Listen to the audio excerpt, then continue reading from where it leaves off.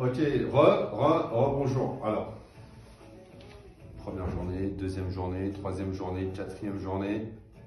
Ça devient long, mais on est toujours dans le plotting. Il faut tenir, il faut tenir. Et peut-être à force de bosser ce plotting, en fait, on se dira, ah, finalement, le confinement pour mon job, c'était pas mal. Merci le PCC, c'est cool. Ok. Là, on va vous parler de quoi? On va vous parler de balancier, en fait. Tac, tac. Ce qu'on cherche à bouger dans le golf, avant de bouger le corps, bien évidemment, c'est quoi? C'est de trouver ces fameux balanciers de ma tête de club. Après, on s'aperçoit que quand j'emmène la balançoire de la petite fille, que j'allâche et qu'elle repart, il est très rare de s'apercevoir que la tête de club, comme on a tendance à le voir ou à l'entendre, monte beaucoup plus qu'elle ne traverse. D'accord?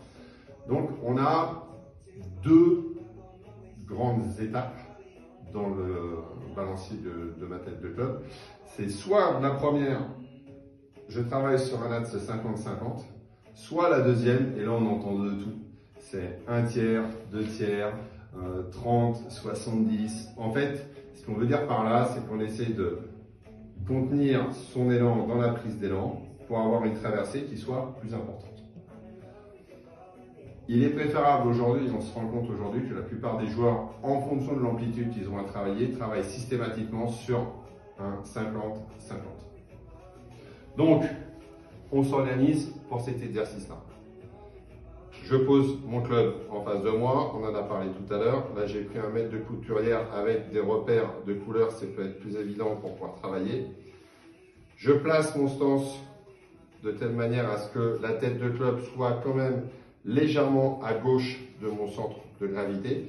Pourquoi? Parce que dans mon balancier tel qu'il soit par rapport aux trois chemins de club que j'ai vu tout à l'heure, quoi qu'il en soit, le fait d'avoir la tête de club légèrement en avant de mon centre de gravité permet au balancier de se faire en remontant, qu'il soit intérieur en ligne, intérieur ou en ligne, on prendra toujours la balle en remontant. Pour ceux qui ont joué au billard, on appelle ça un coulé. On essaie de faire rouler la balle par le balancier et l'impact du putter du haut vers le bas. Au lieu de prononcer d'une manière volontaire